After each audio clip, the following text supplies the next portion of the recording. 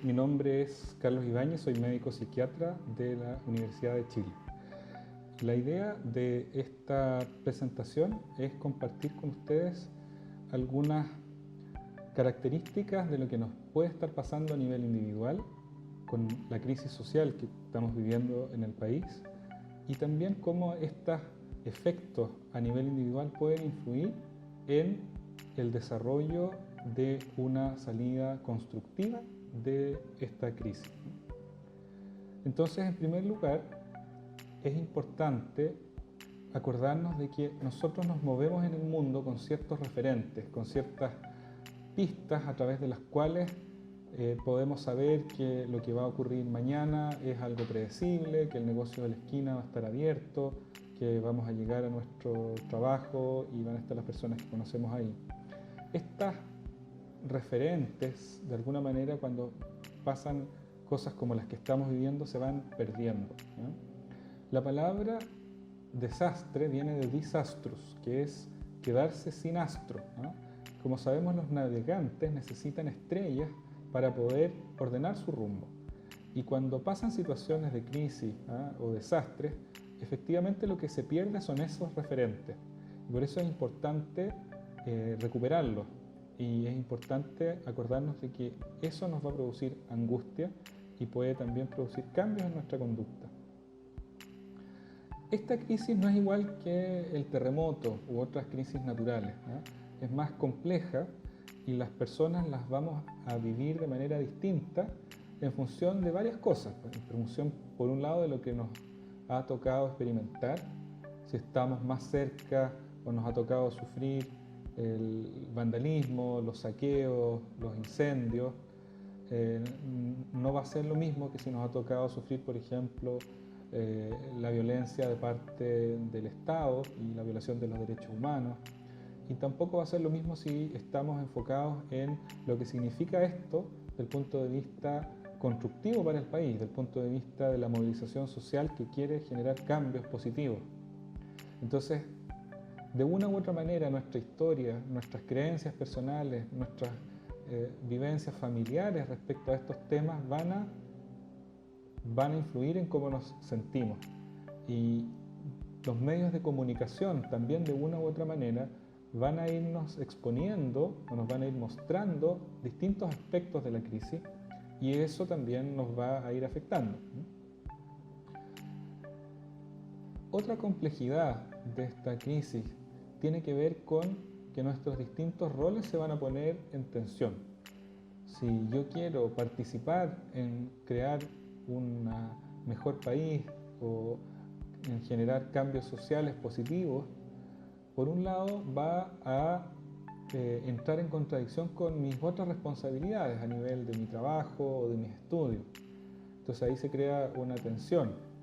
Y por otro lado, si es que estoy preocupado porque me vayan a quemar la casa o porque me vaya a llegar un perdigón en una manifestación, probablemente voy a estar también de alguna manera mucho más tendiente a quedarme en la casa, en no salir, en no participar y también con dificultades para ir a mi trabajo. Entonces también se van a poner en tensión estas cosas, ¿no?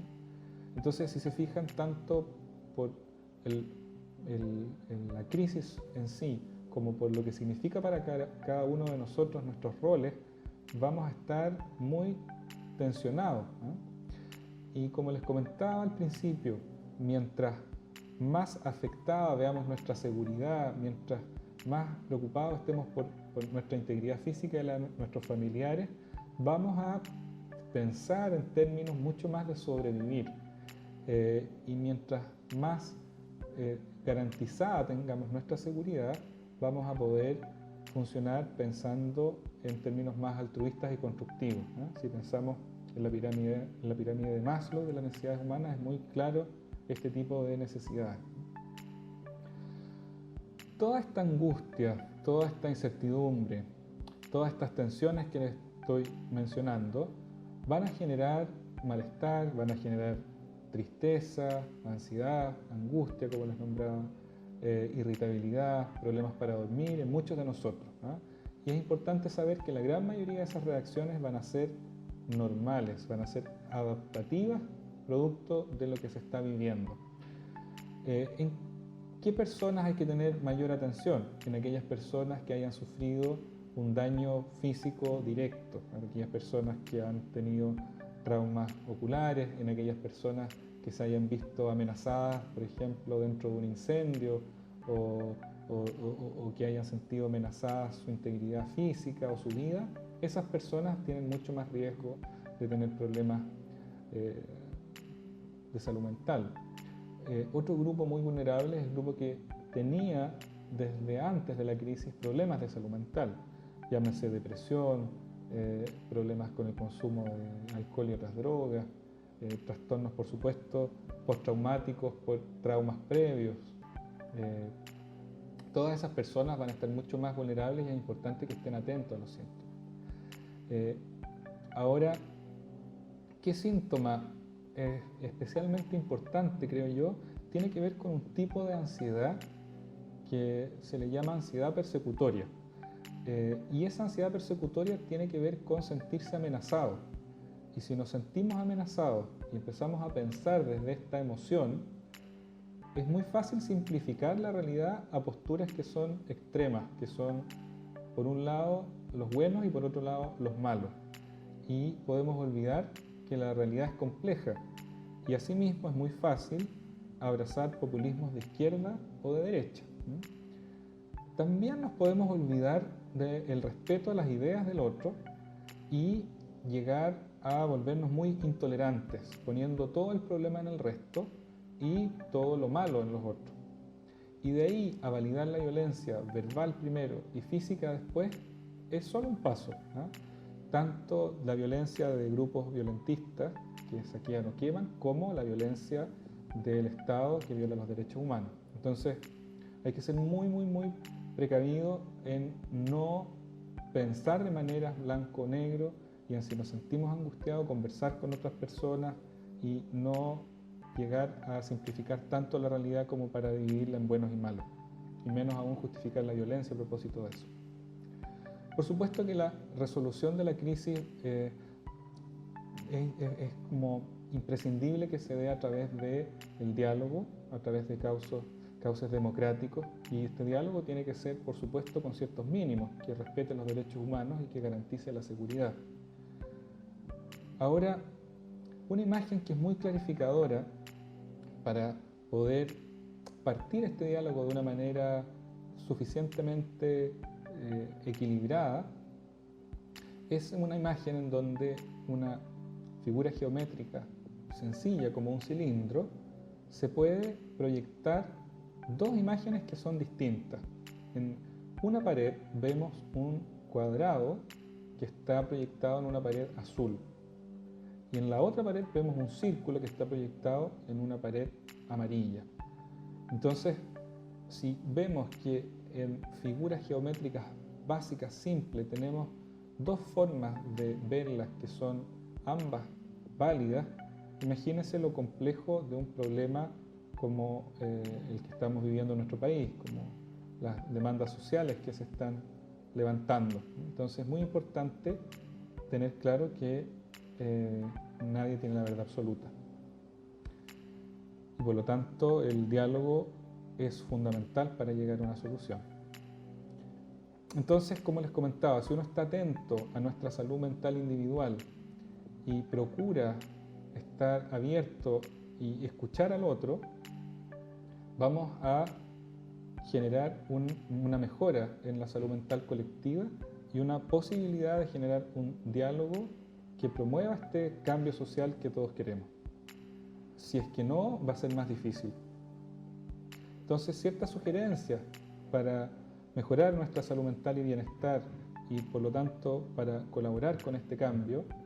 Primero, reconocer nuestras emociones y compartirlas con otros. Si hablamos de cómo nos sentimos y le contamos esto a nuestras personas más cercanas, probablemente nos vamos a sentir mejor.